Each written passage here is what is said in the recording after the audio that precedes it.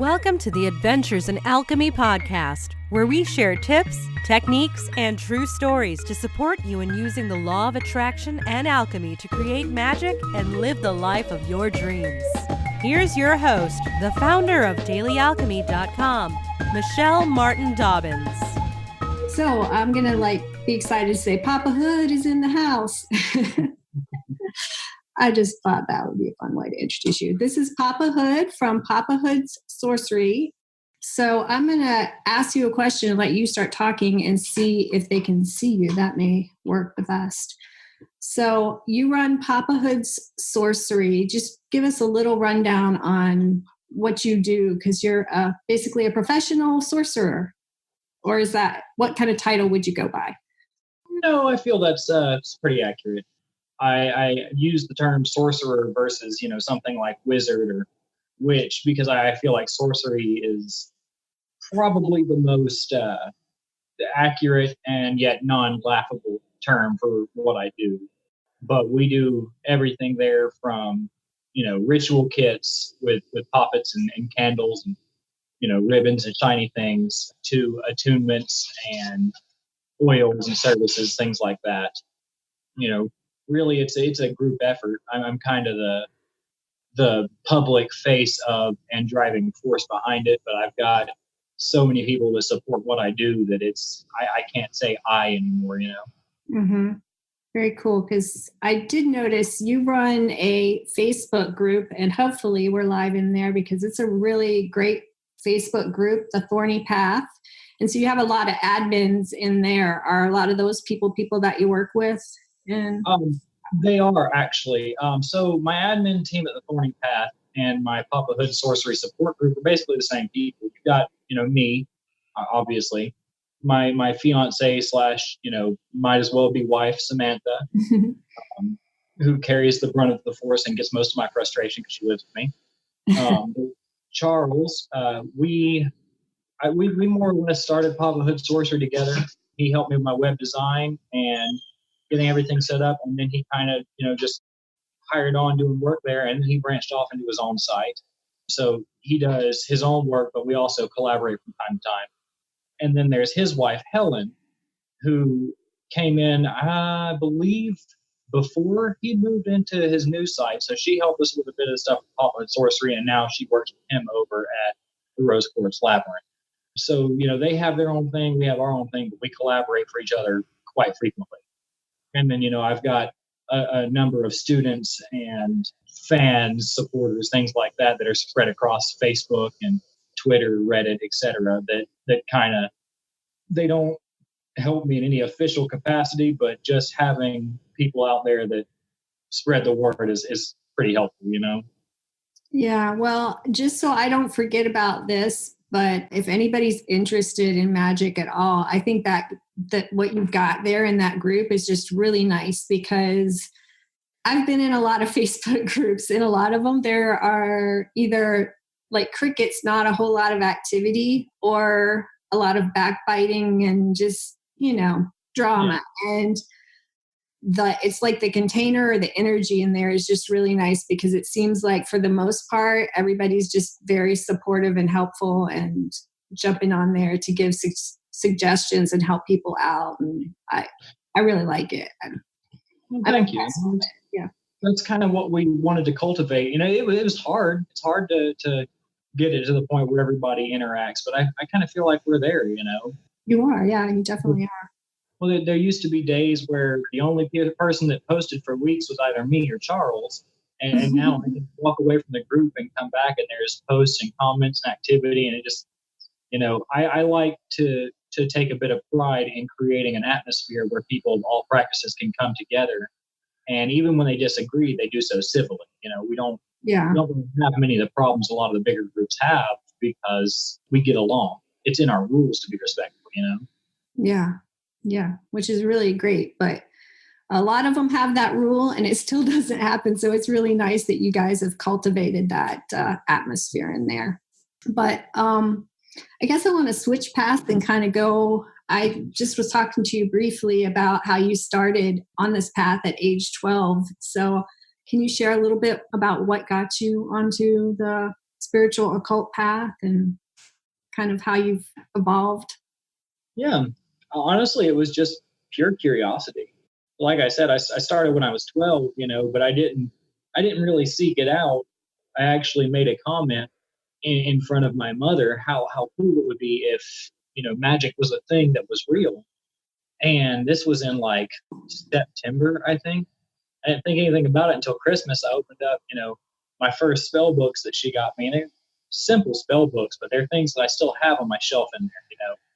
One of them was a book of Norse magic, and one of them was a book of just raw elemental magic. And from there, I played with those for a while, got used to the feel of it, got some results, and got excited, And then from there, I moved more into the religious aspect to where it, not necessarily religious, but to where it was more than just something I did. It was becoming a lifestyle. I started studying Wicca first, and then I moved from Wicca to Norse paganism, and that really wasn't my home, so I moved from there to Egyptian, and I kind of bounced around a little bit trying to find my home. Eventually, I actually got a copy of the Necronomicon, and it felt more like home than anything else, even though there's a whole long thing about it. I could diatribe for hours. That was the book that started me towards true necromancy, and that's kind of been where I found my home at. And there were a bunch of bumps in the road. It wasn't exactly easy for a 12, 13-year-old kid to run around trying to do something that, for my part of the country, is so taboo that they would probably have burned me alive a couple hundred years ago, or even a couple dozen years ago. But it was worth the struggle. Very cool. So for people who don't know what necromancy is, can you explain a little bit briefly? Oh, I could explain a lot, I suppose. I'm sure you could. The simple explanation is that necromancy originally developed as divination only. If you take the prefix necro as meaning corpse and the suffix mancy as meaning divination, as in, aromancy, geomancy, etc., it is strictly divination with the use of a corpse. Largely, I won't say originated with the Greeks, but they were certainly some of the biggest propagators of the practice, from burying certain tablets with corpses so that the soul would rise after death, to actually going down into the catacombs for ritual meditation. Is it related to like the Tibetan Book of the Dead, or is that something that they practice? No, the Tibetan Book of the Dead. The Tibetan Book of the Dead is more. It's kind of confusing because it's meant for after death, but it is meant to be read and understood before death. Okay. It describes what happens to the soul when the physical body dies, the different realms you go to, the possibilities of what could happen, and it also gives processes for transmuting the soul into something pure so that you can go to higher planes. Okay, gotcha. So you're more like trying to get, or not getting information from people who are dead. That is the classical translation, but as the modern world is ought to do, we have redefined it until necromancy has come to be associated to any magic performed with the dead. So I still do stick to the strict definition of necromancy as corpse divination. I keep several different skulls and bones and things around for divining through the dead, but I also work, what would be called modern necromancy. But I do draw the line at people who say they practice necromancy, and by doing so, they mean they evoke gods and demons and don't deal with the dead at all. If you don't deal with the dead, it's not necromancy. Plain and simple. Makes sense. So in a way, is it kind of like, I don't know if I would like, because I know in hoodoo sometimes they read bones. Are you kind of like working with the bones to connect with the spirits of the people who used to be like the bones of the person that, okay, I'm not explaining this well at all, but I guess like if you have a human bone that you're like meditating with, is that how you would do it? Sometimes like I've got a skull on my altar now, human skull, and the information I have is that it is from a female from South America. They don't give names and all that for various reasons. Maybe they were withheld, maybe they don't want to insult the family, etc. But through the use of necromancy, I have been able to connect directly to the original owner of the skull. I guess is the best term. But I also use the bones and things as channels to other spirits. It's kind of like, with it being a bone specifically, it's got that connection to death and to the afterlife. So it's an easy channel for not only the original owner, but for anybody that is willing to step through. Okay. That's it. So you don't necessarily need to work with that, just to work with the spirit of the person who once owned that skull, or was not owned it, but was alive with that skull. You can channel other people. Right. I don't, it is helpful to have bones of the deceased you're working with, but it's like in voodoo, if you can get a piece of someone's shirt, then it's easier to work magic on them, but you don't necessarily need it to work magic on them. Gotcha. That makes sense. So let me ask you about some of the other stuff or actually let's go back, because a lot of my my audience are really new to magic and occult. They're maybe coming from a law of attraction perspective and just like getting interested in doing more things. So I know you have a book, The Spirit Work Primer, and that's for somebody who's starting out. So like, tell me a little bit about like that book, and maybe just about what you think if someone who is brand new and they're like, whoa, necromancy, that's way down the road or way away from where I might want to start to dive into this kind of stuff. So where would you recommend someone who's just kind of coming over from that kind of perspective would start? Ironically enough, there's a form of necromancy that I recommend as a beginning step for anybody, and it's actually found in a lot of Wiccan and pagan texts as a core foundation, and that is the family altar, the ancestor altar. I don't know if you watch Disney movies, but the one that came out, I think, late last year, Coco, it's set in Mexico, and it's about Dia de los Muertos, Day of the Dead, which is the day that your deceased ancestors can cross from the other side to the physical world to visit their family. And the whole thing behind that movie was they had an ofrenda, or a family altar, where they honored their ancestors. And if you were on the ofrenda, then you could come from the other side here. I know I won't spoil the movie. If anybody out there is planning to watch it, you should watch it. It's a good movie. But that is necromancy at one of its basest forms. You are honoring those who've come before you. You are saying thanks to your family for, making you. And you're ensuring that they survive into the afterlife by keeping their memory alive. So that is actually a form of necromancy I recommend for everybody. And I believe that's actually mentioned in the primer, in the basics section, I think. Okay. But I actually wrote this book because it is a firm belief of mine that the absolute most basic form of magic that has existed since the beginning of time is working with spirits.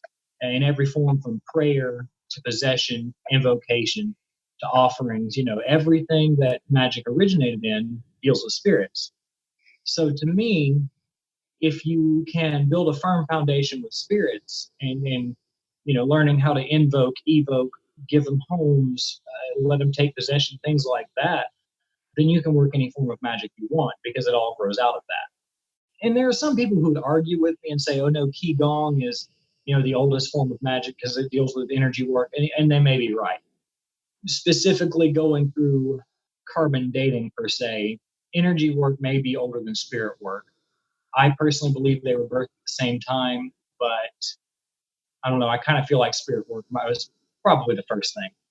Yeah, I guess I wonder, because for me, I think of like everything is energy. So we came from energy. So like that, like to me, all the different gods are just personifications. I mean, not that they're any less real than we are, because I kind of feel like, we're like an avatar of God too, and we're all kind of coming from that same energy. So it would kind of make sense that energy work and spirit work, even though they're different, they're kind of the same thing, except for it's spirit work. You're just working with like an individuation of energy. Whereas when we connect with each other, we're working with an a physical individuation of energy. And that's actually something that is hit on in several communities, very specifically in the more pagan-minded branch of the Jedi community. After George Lucas's movies came out, they became a hit in several spiritual communities, and the real-life Jedi movement basically started. And essentially, their belief is that there's the Force, and it flows through everything, and blah, blah, blah, blah, blah, blah, blah. But your pagan community takes a step further and believes that the Force is, but that it personifies itself through the faces of deities to better connect with people who need that more personal connection. Yeah. This is personally a belief that I hold, is that there's the divine energy out there. There is the divine source that is impersonal, but that it personifies into different deities based on what its people need. To the Greeks, it needed, Zeus and Hera. To the Egyptians, it needed Ra and Osiris and Isis. And to the Celts, it needed the Morrigan and Menonomic Lear, and so on and so forth. That makes sense. That kind of goes pretty much hand in hand with what I believe, that, that the energy comes to us personified in the way that works best for a certain group of people or for that particular person who's working with them. Yeah. So, but that's really interesting because I've done ancestor altars for probably 6 or 7 years now, and my daughter's really working on that. So that's interesting because I guess in my brain, I thought that was something different than necromancy, but it makes sense. A lot of the stuff that seems like so kind of on the fringe and esoteric is not, you know what I'm saying? A lot of us are doing some of these practices, whether or not we call them by that kind of name, and maybe not to the depth that you do, but still already practicing. And I mean, to take it a step further, you mentioned that a lot of your crew works with law of attraction. Well, the law of attraction, I honestly, I'll be honest, I'm unfamiliar with the exact wording of the law, but basically it means that whatever you put out there comes back to you, right? Well, basically, yeah, like attracts like. Yeah. Yeah. Well, if you look at the 7 Hermetic principles, all magic and all mysticism in the world can be traced back to these 7 principles. The principle of mind, the principle of vibration, rhythm, gender, etc. Basically, there's seven laws, 7 statements that boil all of the universe down into all is mind, which means everything that exists is just a mental projection, essentially. And all has its polar opposites. And so I'm not going to go into all of them, but basically, I believe, second law is the law of vibration. The law of vibration states that all things vibrate at a certain frequency. So that if you can match your vibration to the frequency of something you want, you can manifest it. And similarly, if you can force someone else's vibration to vibrate to a desired outcome, whether it's a positive or negative outcome, you essentially force them to attract that outcome to themselves. So even the law of attraction is founded on ancient mystical principles. It's just not necessarily recognized directly as such. Yeah, that makes sense. So let me ask you, I have, my daughter and I have this raging debate going back and forth talking about, people seem to have different definitions, as it is with everything, but right-hand path and left-hand path.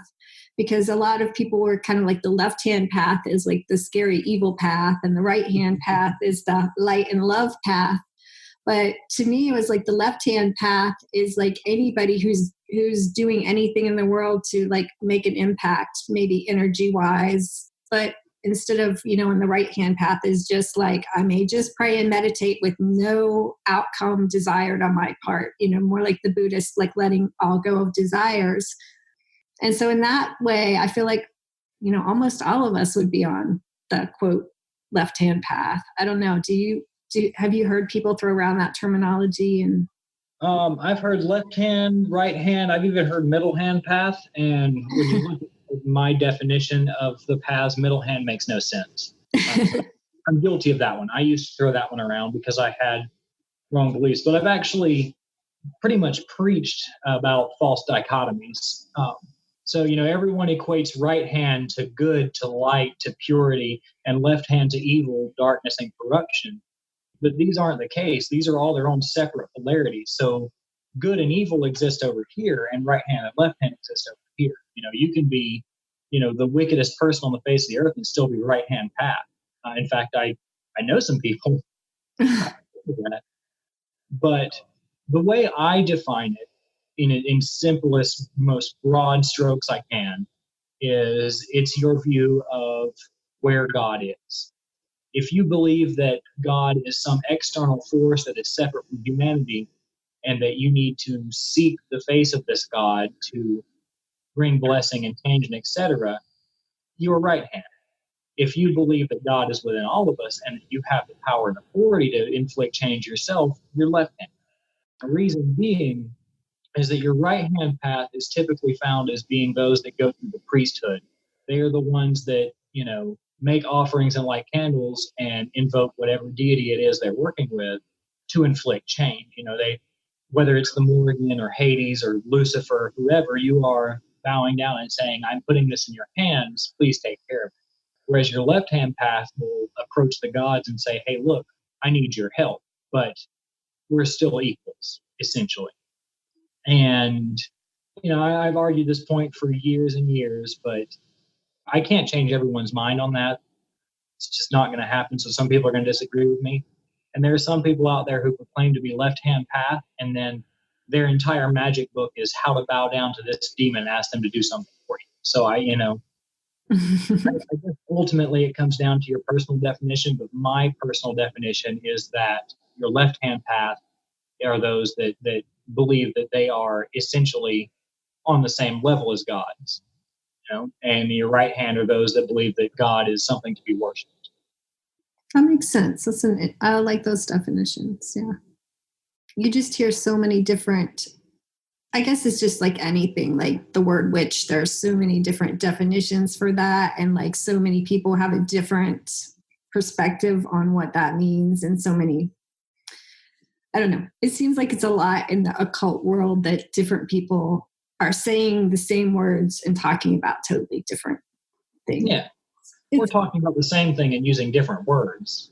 Like people who say, oh, no, you cast spells, so you're a witch. And, no, I call myself a sorcerer. Who cares? Call yourself whatever you want. Just do your thing. Right. And I think we were talking about before how, like, some of those terminologies can throw people off because they're saying, oh, spells are bad and evil, but then affirmations are fine. So, yeah. But really an affirmation to me is just a spell. It's words that you're using, you're putting power into those words to create something. So to me, that would be the same thing as a spell. Yeah, absolutely. Yeah. So yeah, it's interesting. Just the way people say things in words can give certain people a twirl and make them think that something's bad or evil when it's exactly the same thing that they're doing, just by a different word. Oh, yeah. Well, and that's something that I remember a long time ago, a friend of mine, their mother was a very devout Christian, and she had a keychain that I can't remember what it was, but basically it was a prayer for safety, asking your guardian angel to watch over the car or something. And I had a giggle because I was like, so, you can put rhyming words on a keychain and have it supposed to protect you, and it's cool. But if I do it, then I'm burned. Right. Yeah. It's like kind of the same thing. So I know that you do, and I was also going to tell people, I'm getting ahead of myself. I know on your website you have some really cool free stuff because I was poking around on there and I saw that you have some free attunements that people can go on there and just kind of read through and follow the instructions to do. I know you had one that was allowing abundance, and then an eyes wide open one. You had some other ones too, but those two really stood out to me as something that's a really simple technique that you can do. That's like, it's basically a lot of the same stuff that law of attraction people do. But I just wanted to see if you could tell me a little bit like more about what your definition of the word attunement is, because a lot of people in my community are Reiki masters, and I know you're a Reiki master and you also teach Reiki and do the attunements through your website, but a little bit about the other attunements that you do. Yeah, sure. So basically, because, you're a Reiki master and they're Reiki masters. So you know that an attunement is basically an initiation. With Reiki, it's an initiation into a specific lineage and specific current to allow you to access that energy for healing. Well, let's take the Eyes Wide Open, since you mentioned that's one that I actually wrote. The Eyes Wide Open is an attunement in the way that Reiki is, in that it is an initiation to a specific current. But it is not the same thing because it is not a healing system. It's kind of hard to explain it compared to Reiki, I guess. But it attunes you to the energy that is in the Eyes Wide Open. But because it's not a modality, it's not like something that has to be used often, I guess. Eyes Wide Open is coded very specifically to awaken the Ajna chakra, third eye. And I designed that one because I was, at that time, working in a community where everybody wanted to work with spirits, but nobody could sense them. So having had practice for many, many years, obviously I'm able to sense them. So I meditated and entered that state of openness and connectivity. And then essentially, in the same way that you create an anchor in hypnosis, I created a psychic anchor to that energy and wrapped it up in the attunement. But that's a more minor attunement. That's something that you accept. You do some exercises, the energy flows through you and runs autonomously. Reiki as an attunement, you accept, you're tuned into the Reiki energy, you can channel it, you can access it, you can increase the flow, decrease the flow, things like it's an active energy. Then there are things that I offer like Kali Naga Shamanic Power, which is a 4-tier system, and it's not just an initiation that runs autonomously. It's not just something that you can activate and deactivate. It's an actual initiation into a system. So by receiving this attunement, you are able to connect to more spirits and the spirits behind this work. And it's like a license to work. If you approach Mahakali and the Naga spirits who serve her as someone who does not hold this initiation, they'll probably still work with you, whatever. But if you have this initiation, they'll be able to say, they see it, recognize it, and say, oh, you are in this current, you are able to handle this level of energy. We can do this much more for you. So I guess the short version is an attunement is an initiation, but it's also a license to work and a license to use a current.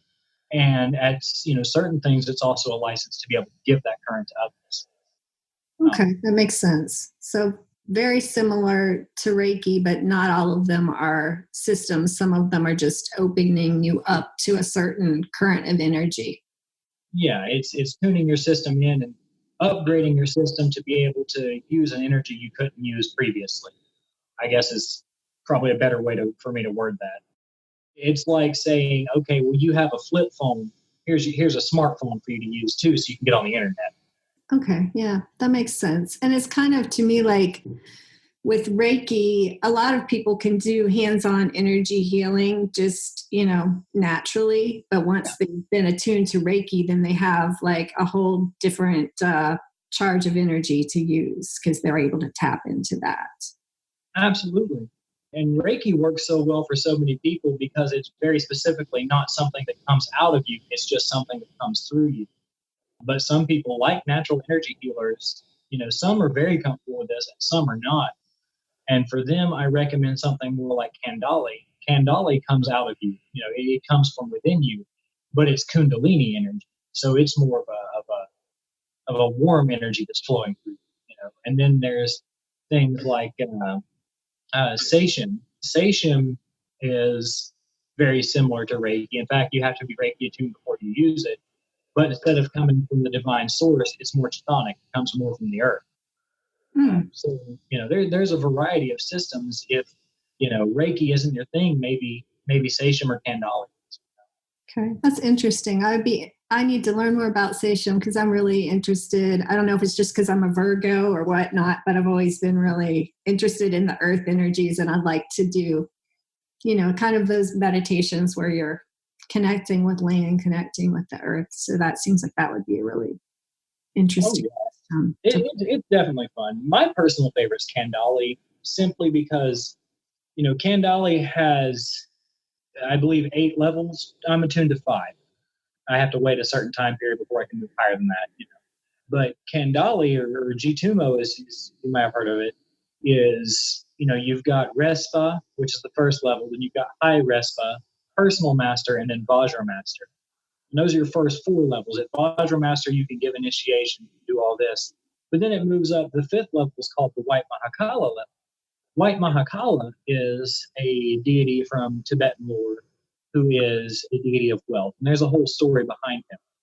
But essentially, when you reach the 5th level and are tuned to White Mahakala, now not only can you access the Jitumo energy to heal others, but you can also access the White Mahakala Jitumo energy to attract abundance into your life and the life of others.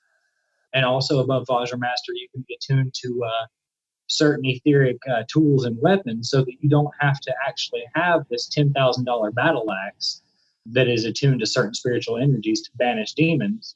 You're attuned to that energy directly so that you can banish demons just by accessing that power. So there's a whole array of things that attunements can do that I just am personally a fan of. That's cool. So if somebody is just been attuned maybe to Reiki or not been attuned to any of these energies, where would you suggest that they might want to start? Or is it just personal preference? It really is a lot of personal preference. But for me, selfishly speaking, I'd recommend starting with the eyes wide open, simply because it's irrespective of religion, it's irrespective of spirituality. It's not you have to be Tibetan to use this kind of thing. It's just a simple boost where you can get used to how an attunement feels, and it'll amplify your psychic senses, and it gives you some exercises to go deeper with. So, I mean, it's fairly simple, straightforward, a basic system. And if you like it, then, if you enjoy that attunement, you're probably going to like Reiki and everything else that comes along with it, And if you don't like it, I mean, it's very specifically in my copyright that it has to be given freely. So you're not out any money, Yeah, that's true. That is a great place for them to start and look at that. And we talked a little bit about how, a family altar is kind of like a beginning stage of necromancy. And so if someone's brand new to doing that, how would you suggest that they start? Maybe getting your book would be a good start so they can learn some there. But I always encourage people to buy 10 copies, But seriously, yeah, my book is a good place for any spirit work, especially necromancy, because all the principles that apply to, angels, gods, and demons apply to the dead too. It's just that a lot of people are put off by the dead because they're scared of death. They are uncomfortable with graveyards, et cetera, et cetera. But beyond that selfish plug, if you're going to get started with like a family altar, the way I started was I got a little card table, folding table thing, and I put a white cloth on it, which in retrospect was a bad idea because I spilled lots of stuff on it, stained fast. Black would probably been a better choice, whatever.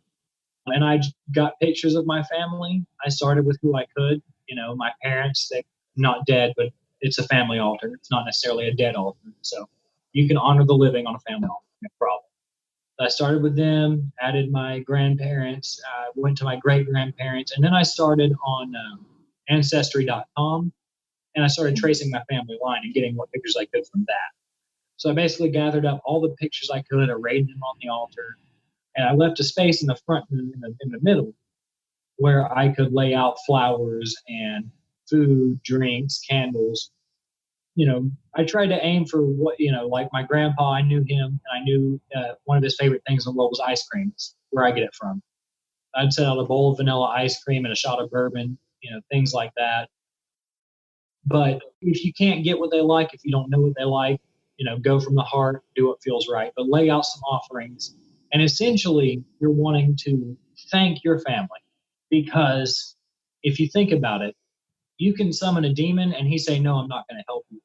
You can pray to a god and they say, oh no, you stepped on a butterfly and that's my sacred animal, so I'm not going to work with you until you apologize. Your ancestors are always going to be there because their entire lives work towards what you are today. My grandfather did many, many great things in his life, but among them, he fathered my father, who fathered me, which means that I am a living emanation of my grandfather's life, my grandfather's work. And because of that, he is going to have my back and say, no, you are my legacy. I've got to watch out for you. yeah, you can alienate your ancestors in different ways, but usually doesn't last long because they're dead. They don't have any reason to hold grudges. Yeah. And that's the way I see it, and that's how I've always found it to be true, is that they may not like you this week, but come next week they will.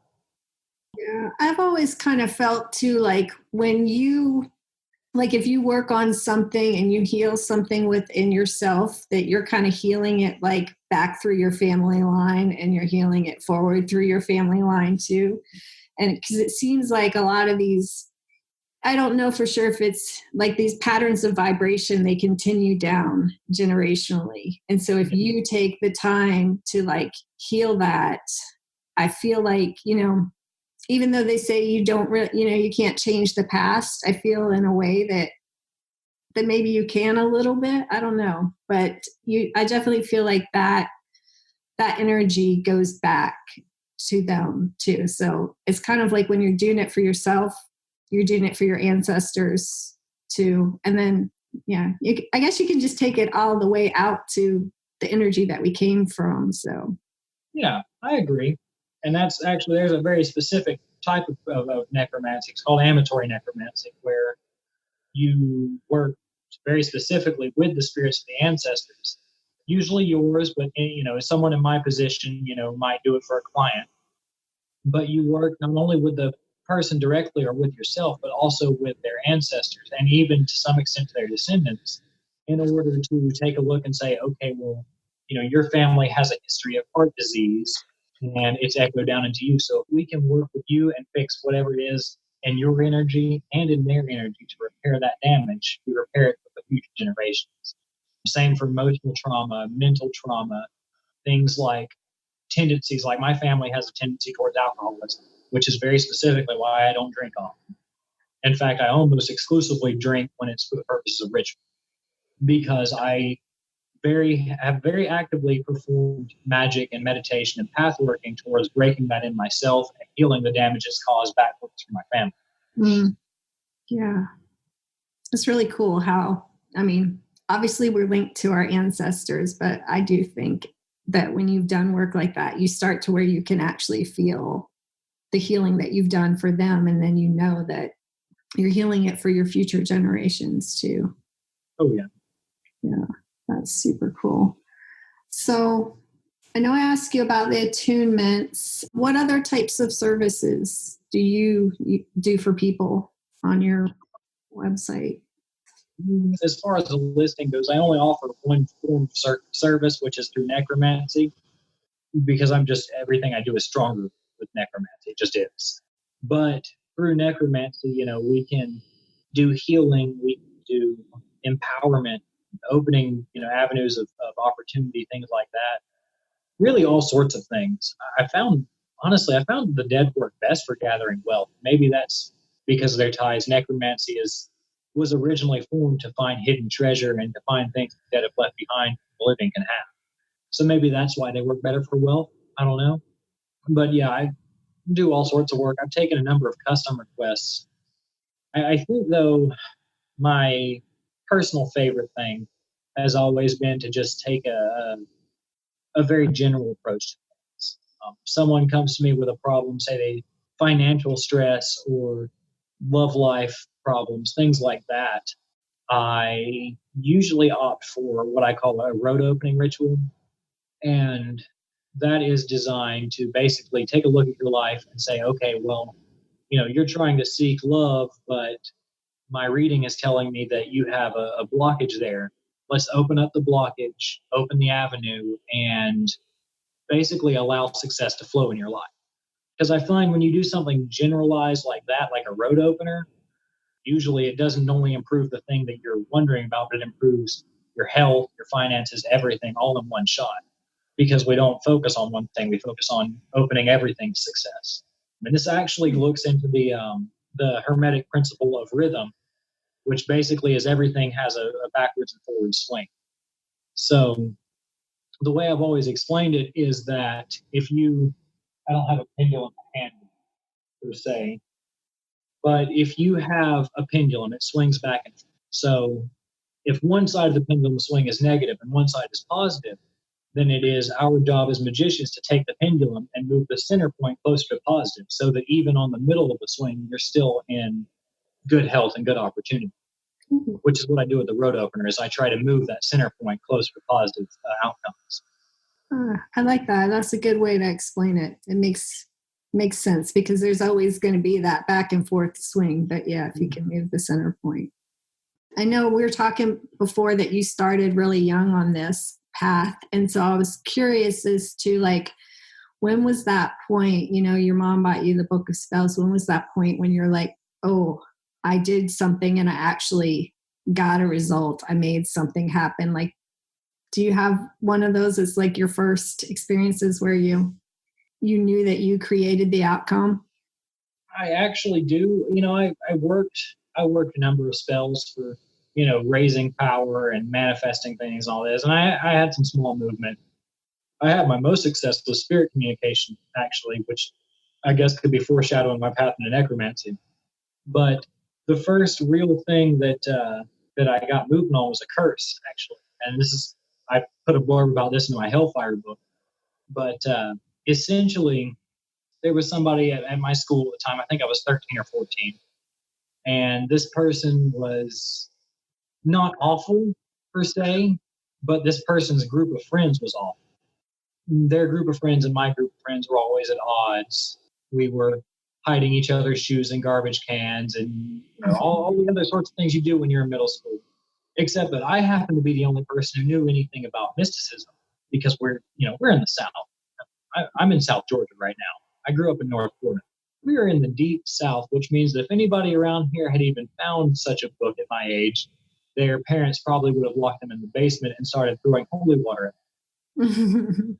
So I took it upon myself to do a little bit of overkill on this. And I performed a binding and a banishment. Essentially, I had collected, I think it was either some hair off a hairbrush they brought to school, or a piece of paper with their name on it or something. And I made a paper doll. You know, I just took some notebook paper, cut it out, cut up some strips of paper to stuff in it, put my link to the person in there, and I stapled it all shut. Can't believe I stapled a poppet, but whatever. I took this poppet and I took it home, and I did the 9-knot binding spell, which is the infamously popular spell on the internet of by knot of 1 the spells begun, by knot of 2 this is true, etc., etc. And I did this binding on this person, and I buried it, and essentially declared to the universe that I was tired of this person and their friends bothering me and mine, and I wanted them out of my life. And it came out, I think, a month later. She disappeared from the school. Didn't know where she was. It came out that she had been sleeping with an 18-year-old. And clearly her parents did not look too kindly on this, nor did the school, being a Christian school, and they essentially packed her up and shipped her off to live with her aunt in Alabama, which is very far away from me at that age. Of course, this is before the time of Facebook and all that. Mm-hmm. But when with her out of the way, the rest of the friends kind of chilled out because she was the main instigator, you know. So I gave it a couple of weeks before I celebrated and thanked the gods and all that, because I wanted to be absolutely sure. that was the first real manifestation of work that I had that was verifiable and that I could say was absolutely my work. It's interesting. I was just actually talking with Stella's Sea Spirit the other day, doing an interview, and her first was a freezing spell where someone, I can't remember if they moved away, but that was also one of my first. So it seems like a lot of times people start trying to just get bad influences out of their life. So yeah, well, and I think a lot of it too is, you know, energy comes from emotion. So we may not be in a high emotional state when we're all like, oh, you know, please let me get this house or whatever we're doing magic. But when we come home, we're like, you know what? I'm going to put this bitch in a jar. And I'm going to throw some vinegar on it, and I'm going to put some peppers in there. And it worked because we're in such a high state of emotion, and performing the act of the curse is cathartic. It is a release. And this is something I talk about as being one of the key components of spell work, is that you have to do the work, yeah, but then you have to let it go. it's like reaching catharsis during ritual. You have to say, okay, I've done my part. It's your job as the universe to manifest it. Because if not, if you get hung up on it in what we call lust for result, then your work is never going to manifest because it can't, because you're holding on to it. Yeah, that makes sense. I think in the law of attraction world, a lot of times you call it resist, like what we resist persists, or what we hold on to tightly, we can't actually manifest, because you're, instead of actually focusing on what you want, you're focusing on what you don't want, because you're constantly thinking about the fact that it hasn't happened yet. Mm-hmm. So yeah, it's funny how they overlap, even though people think that they're very different. Like you talked about, it's very same, just law of vibration, law of attraction. So. Oh yeah. And like we were talking about earlier, I used to work with a community of people, and I would explain the 7 hermetic laws to them, and they'd say, "Oh, that's law of attraction. That's great." Da da da da. I say, "Okay, well, if you're going to manifest it, then maybe you should make this oil and use this oil on your vision board to bring it about." "Oh, I can't do that. That's witchcraft. That's bad." All right, whatever, cool. Yeah, to me, like the oils and things, I mean, just for example, like you say, the oil, if it's made from certain herbs, those herbs hold a vibration that's going to support. And that's something that, gosh, what humans have been doing for, I guess, since there have been humans, there have been people who could tell which herbs supported certain things, like if it supported abundance or healing or whatever you needed. So, yeah, I'm not sure sometimes what the scariness is of that. I don't know. To me, it feels perfectly natural, because that's how Pappahood Sorcery kind of started, was on spell work and one specific oil, which is my controlling oil. I put time and effort into putting it together because, I don't know, the herbs in it just made sense. It made sense for certain things to be dominating and certain things to be controlling and all this, and it made sense to put them together and use them to get an outcome, and it worked. So it's natural. Nothing necessarily magical about it. It's just the fact that these herbs lean towards this outcome, and if you use them in a certain way, in a certain combination, you'll get this outcome. Yeah, makes sense.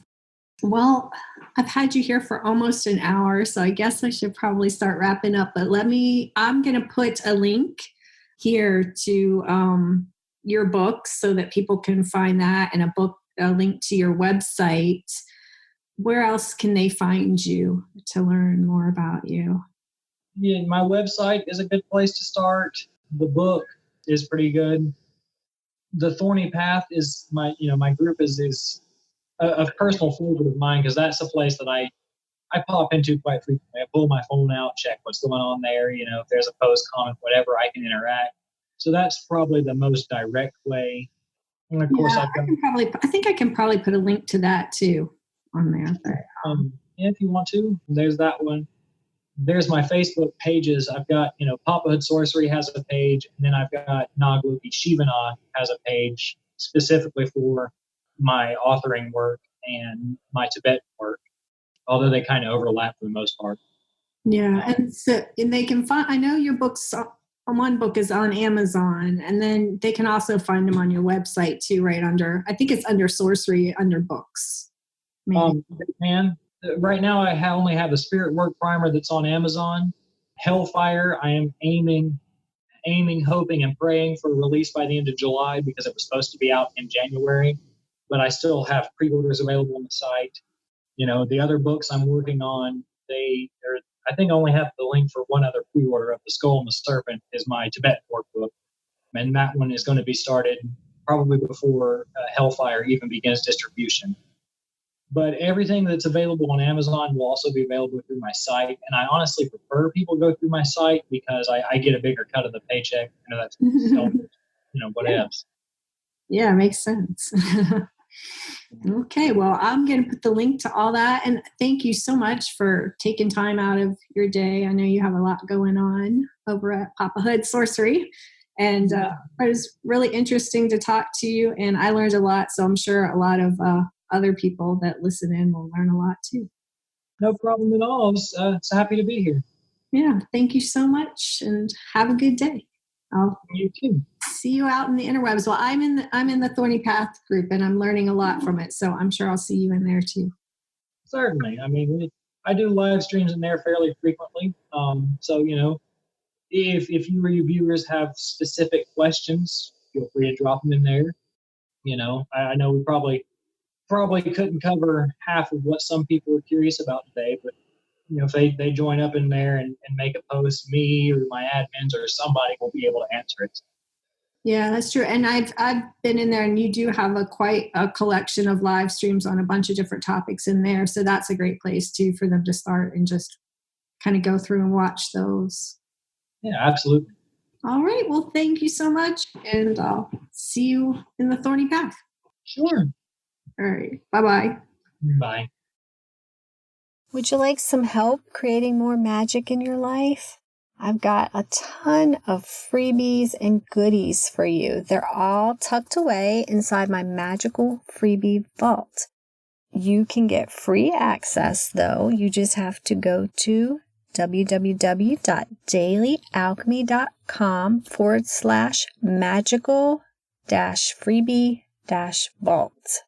Again, that's dailyalchemy.com/magical-freebie-vault. And when you get there, you can just plug in your name and email, and you will get instant access to all kinds of goodies. There are daily and weekly manifesting planners, the How to Shift Your Vibe in 5 Minutes e-kit that has audios and a workbook. There are moon manifesting planners and daily love lists and money trackers and all kinds of goodies right there. I didn't want to make you have to go to a bunch of different pages and sites and wait for certain freebies to come out. So I just took all of my freebies and put them in one place where you could just sign up one time and download any of them that you want at any time that you needed. So you can just head on over to dailyalchemy.com/magical-freebie-vault and download them today. Have a magical day. Thanks for listening to the Adventures in Alchemy podcast. Connect with me on thedailyalchemy.com or Facebook at facebook.com/Michelle Dobbins, author. Join us next time for even more magical life tips.